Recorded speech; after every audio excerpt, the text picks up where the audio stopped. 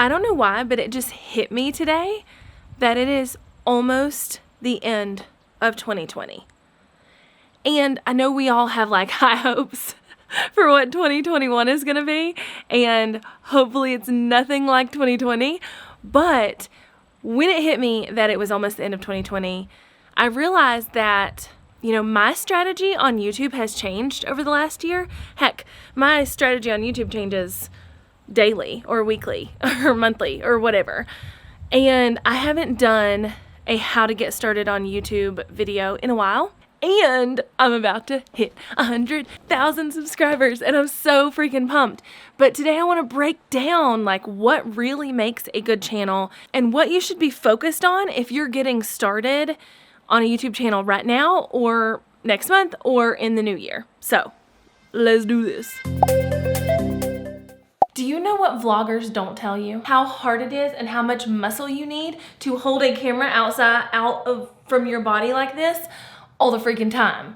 Ugh. So I had to come back in my office so I could set the camera down because that is not the life for me, carrying a big ol' camera around. 2020 has been rough, y'all. I won't lie and sit here and tell you that 2020 has been all peaches and rainbows. We all know it hasn't. We are, 10 million days into the 15-day stay-at-home order. Boy, with the poodles already. Here in North Carolina, we're still very locked down, and it's been tough. It's been tough with that, with it being an election year, with, all the craziness that has went on this year. But I will say one really amazing thing that came out of 2020 was that more people realized the power of an online business. More people realized the power of social media. More people realized the power of doing things differently, working from home, like whatever else you want to say they realized the power to, right? Like I feel like our perspectives shifted, if nothing else, And if you dig back in my monthly income reports from my YouTube channel, you will see that back in March, my channel, along with almost everybody else's channel on YouTube, skyrocketed. You're flying!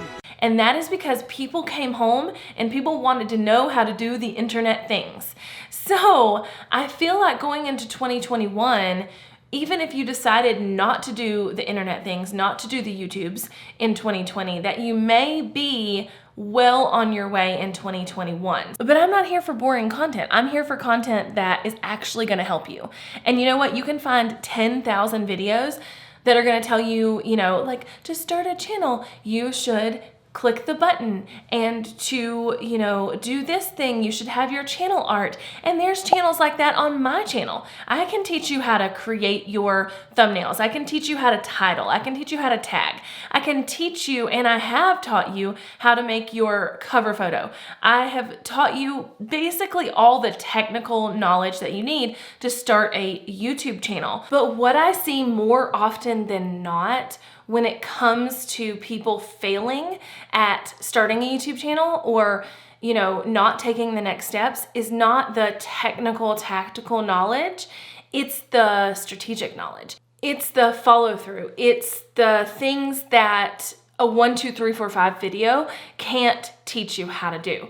And it's also the freaking fact that nobody tells you that it's hard work to be on YouTube. Whether you want to be a full-time YouTuber, whether you want to use YouTube to grow your business like I have, whether you want to, get started with it and kind of make it a side hustle, it doesn't really matter the purpose of your YouTube channel.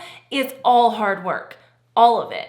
There's filming and there's editing and there's planning and there's, strategy behind figuring out what your next video should be about. And there's hashtag all the things that you need to take into consideration. And I don't think people are telling you enough how hard that is, how hard it is to start a channel, how hard it is to keep a channel, how hard it is to maintain and grow a channel. Now, I'm not telling you that to discourage you, because I'm like 3.5 years into this and it has been hard work, but I wouldn't trade it for anything. I love, love, love being a YouTube creator. I love, love, love getting to hang out with you guys here. I love, love, love like all of it, but it's just a lot. And I don't want to gloss over that. like I think a lot of people do. I got my hair did yesterday, and it's always a little more unmanageable when I do that. I don't know. They make it soft. My hair's not normally soft. If I could sit down for coffee with you and your question was, how do I start a YouTube channel? First of all, I wouldn't be drinking coffee because yo girl does not drink water that tastes like burnt tires. But I would let you enjoy your burnt tire water and I would get some tea. This tea is nothing more than hot leaf juice. And the first thing I would tell you, the very first thing would be to be you. I think this comes from this thought that like we have to be more professional on camera and we have to like sit up straighter and talk plainer and all the things. But so many times the camera turns on and the personality walks out the friggin' front door. Shut the front door. And the thing that's gonna grow your channel more, get you more subscribers, get you more watch time, make your channel succeed is you. And the fact that you're bringing your personality into it. I did this. In my very first videos, they're very like stiff and straight and like, I tried to correct my accent and speak sweeter than I normally speak in real life. And that is not me. I am a little all over the place. I'm definitely straightforward. I definitely don't dress up every day. Today I'm in a Walmart sweatshirt, leggings, and Birkenstocks. The rubber ones, not even like the pretty ones. And when I let go of that theory that I had to be like, hi, I'm super proper and professional, Jessica. I do not have a Southern accent. I speak slowly and differently than I do in real life because I think I have to on camera. That's when my channel started to grow. When I had a very tiny channel, I went to an intensive for YouTube. I literally went and had them like rip apart my channel and tell me what to do better and, you know, all of that. The thing that I took away from that event most was that not only the leaders at the event, but the peers at the event had to we all had to kind of like peer review each other's channels. And the big thing is that I had been doing things that are just part of my personality. I had been saying things or doing certain things or you know, using certain like verbiage and vernacular that people had grabbed onto. And the biggest note about my channel that I got in that from everybody was it's full of personality and we love to see your personality. And of course I was like, thank you so much. Because sometimes my personality comes off as a little much to people. Surprise, surprise. But in the words of Taylor Swift, baby, that's the fun of me. There's only one of me. I know I got that wrong, but it's something like that. And the same applies to you. There's only one of you, and the fun of you is your personality. It doesn't mean your personality has to be like, or, you know, whatever. It just means that you have to show up as you and don't show up as a robot in front of the camera and don't show up as someone else. You know, we all look at other channels and get inspired by other channels, and that's awesome. It really is. It's great. If we look at other channels and copy the personality behind the channel, then we're not being our true selves on our channel, and our channels will not grow like that. So if you're looking to get started on YouTube, the biggest thing I can tell you is to embrace you. Embrace who you are, your personality quirks, the things that make you you. Be you in front of the camera, and I swear that will help more than anything else. On that same note, but like with an asterisk or like 1A, I want to talk about you being different than the other people in your industry. I'm the only one. Nobody wants to watch a bunch of channels where they're all the same. Nobody wants to watch a bunch of channels where, you know, they're all in the same niche, they're all in the same category, they're all in the same industry, and every single one of the channels does their videos in the same way, presents the information in the same way. hashtag all the things. They want to watch variety. And if you will stand up and be different, and I don't mean like literally stand up, you can stand up or sit down, it doesn't matter. But if you will stand up and be different from the other people in your industry, holy moly at the growth and success that you'll see. So when people have, spent a month binge watching channels that are just like yours, and then they run up on yours and you catch their attention because you're different, they're gonna keep watching your videos. And then when they keep watching your videos, YouTube's gonna be like, oh my gosh, these videos are awesome. They must be because everybody loves them. And there's that. If you don't follow Kelly Stamps on YouTube, she is a great example of this. She has such a quirky personality and also doesn't care to show up like that. The first video I saw of her, she walked into the frame and smacked herself on the butt with a spatula. And I'm like, okay. And she was literally talking about YouTube strategy. I mean, who walks into the camera and talking about YouTube strategy and smacks themselves in the butt with a spatula? Kelly Stamps does. I can't talk about starting a YouTube channel, being successful on YouTube, all the things, without mentioning this whole I have to be perfect thought process. If you want to get started on YouTube, you have got to let go of the perfection mindset. What? I'm not perfect. I am. Now, I'm not a perfectionist. I have always been a done is better than perfect person. I am not someone who stresses over details or, make sure everything is perfect before I put it out into the world. And while that can be a problem, I also think it's been a superpower because I have never thought, oh, I have to have the perfect everything to get it done. And I think so often I'll see big creators on YouTube and they're telling you what you need to get started on YouTube or whatever.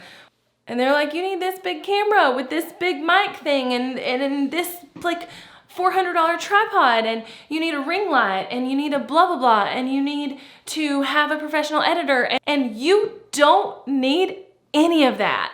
None of it. So let go. See, I'm sitting here doing this video with my hair all crazy. Anyway, let go of perfection. You do not need to be perfect to get started on YouTube. If you are looking to start a channel, don't think everything has to be perfect before you do it. Don't think that you have to have the perfect studio lighting or the perfect studio or the perfect anything. You literally need to have your phone because, I threw my phone across the room a minute ago because it was buzzing and I didn't want y'all to hear that in the video. So just pretend I have my phone. You need your phone because phones these days are better than the first digital video cameras that ever even came out.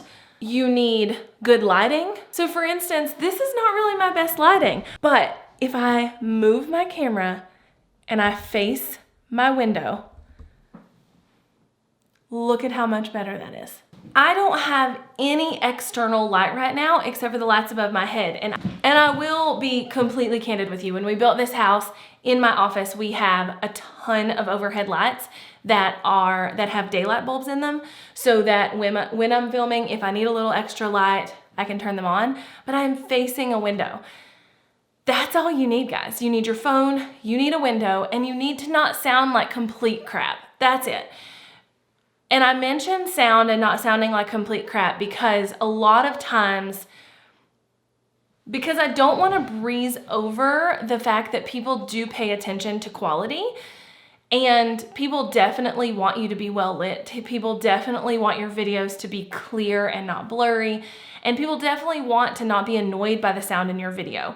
99% of the population are not audiophiles who are well, they had their mic on the wrong decibel level and it sounded, we heard reverb and da-da-da-da-da-da. Most people are not like that.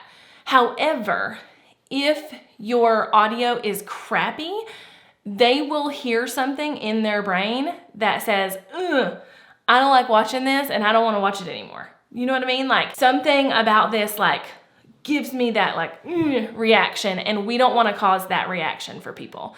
So while I want you to let go of perfection, I also want you to understand you need to have good quality videos, but that can literally look like grabbing your iPhone, sitting in front of a window, and making sure the room is not too echoey. The next and last two things I want to talk about are, I won't say they're the most important, but they're pretty darn important.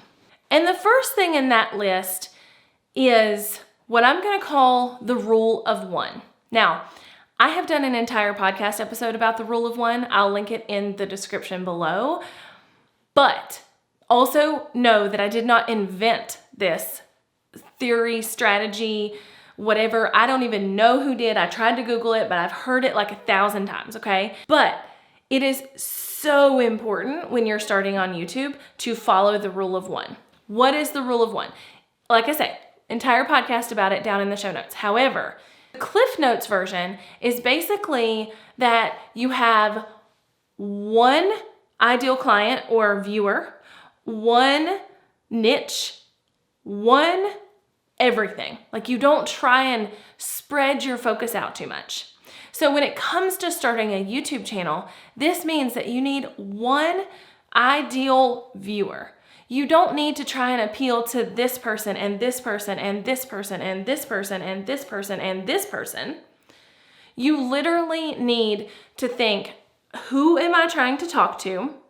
And I'm going to create all of my content for that person. I'm not going to create some of my content for, the entrepreneur and then some of my content for people who like fitness. You have to focus in on one ideal viewer. So the reason for this, as users on YouTube, when we go to the platform, YouTube shows us things it thinks we will like. So let's say I went to your channel and I watched a video about CrossFit. And so now YouTube is like, oh, this girl likes CrossFit. So we're going to show her more videos about CrossFit. In YouTube's algorithm, they also say, oh, this girl likes CrossFit. And also she must have enjoyed that video she just watched from channel A because she stayed on the video for a while and watched the whole, whatever the algorithm is kind of calculating to say somebody liked this video, right? They like it! They like it! So the algorithm wants to then show me another fitness/CrossFit video from that channel because the algorithm's entire purpose in life is to make sure that viewers stay on the platform longer. So if it's like, oh my gosh, she liked that content and she liked it from that creator, we're gonna show her more. That is how they are like, oh, I know that she'll watch it because she loved it and she'll stay on the channel. But if that channel doesn't have any more CrossFit content, if they're like, you know what, I did one video about CrossFit and then I did a video about like green smoothies and I haven't done any other videos about any kind of fitness anything, then YouTube is going to skip over the rest of their videos and show me other videos that I might like in that category from different creators. So when you're sticking with one customer wants to see all your videos, and yes, obviously you want more than one person to watch your videos, but if there's one person out there who wants to watch them, then there's 100,000 people out there who want to watch them. So when you go into starting a YouTube channel, you should be thinking of that one person who really wants to watch your videos. Are they an entrepreneur? Are they a vegetarian? Are they like whatever, right? They can be anything. And focus and make sure that every piece of content you put out is going to be watchable and bingeable by that same person, and that person will want to come back. Because even if they don't physically go back, then YouTube's gonna show your content to them. I did not intend for this video to be this long, but it's packed full of gold, so it's okay. The last thing I wanna talk about when it comes to starting your YouTube channel, growing a YouTube channel, getting started, everything we're talking about today is consistency. If you ain't consistent, you ain't legitimate. And that is in the eyes of your viewer and in the eyes of YouTube. YouTube wants us to be consistent because it wants to be able to then share our new content to the same people that were watching our old content. And if it doesn't see content on our channel for it to share, it will move on to another person's channel. Also, YouTube is not going to waste its time showing a video to a bunch of people and making a video go viral or whatever happens and getting people hooked on a channel and hooked on a creator if it doesn't first have proof that that creator is going to put out more content those people will like. It's kind of like binging your favorite show. If you watch an episode of a show and you get so addicted to it, you love it so much, right? Like it's amazing. And then you literally don't know when they're releasing the next episode. Like there's no schedule, you can't plan for it, you can't think like, oh my gosh, I've got to watch that on Tuesday night at 8 p.m. Then you're gonna forget about that show really quickly because you didn't know when to watch it next, and that love that you felt in that first episode is gonna fade and you're gonna move on to something else. That is how this all works. If you don't create consistency, your viewers are gonna dip out and the algorithm is going to see you as not relevant and is not going to favor your content. So consistency breeds legitimacy, or as I said a minute ago, if you ain't consistent, you ain't legitimate. And you are too legit to quit. So pick a schedule and stick to it. It doesn't have to be, a super rigid schedule. It doesn't have to be like 5 times a week or 7 times a week or 3 times a week or even 2 times a week. But I personally believe, and there are people who would argue with me on this, I personally believe, especially when you're getting started, that at least once a week you should be publishing new content to your channel, and that once a week should be at the same time and same day every single week. Because if it's not, people don't know when to come back, and YouTube doesn't know when to kind of find your videos and push them out to people. So I know this has been a lot, so I want to kind of recap everything I talked about. So make sure you get like the basics of what I wanted to illustrate here. Like, I'm feeling so basic. Remember to take T Swift's advice and embrace you, be the only one of you, make that the fun of you. Be different from other people in your industry. Find a way to make your channel unique and stand out, and something that people kind of have a pattern interrupt with. Like, oh, that's a little different. That's a little different. Okay. Let go of perfection. You do not need all the fancy things. You don't need all the fancy cameras or the mics or anything. You literally just need what you already have in your possession to start on YouTube. Follow the rule of one. Have one ideal viewer, have one niche, have one problem you're solving. Follow the rule of one and make sure that you stick to that, because that is where YouTube then knows it can show your content to these people. And if it doesn't know it can show your content to these people, it's not gonna show your content to these people. And the only way you can tell YouTube to show your content to these people is to make sure all of your content can be shown to these people. Oh, I get it. And lastly, be hyper consistent. Like, you should be so consistent that it's almost freaking annoying. Now, here's the thing, because I know you're gonna watch other people's videos. You're gonna watch my channel, you're gonna watch somebody else's channel, you're gonna watch like all the things, right? And you are going to say, okay, but they break that rule, or they break this rule, or they break that rule, or they are, they are not following the rule of one, or they skip 2 weeks in a row of uploading, or they have the perfect setup and have a professional studio and all the things. As you grow, these rules become less and less important. As you grow on the YouTube platform and as you establish a following, these hard and fast rules become a little more lenient.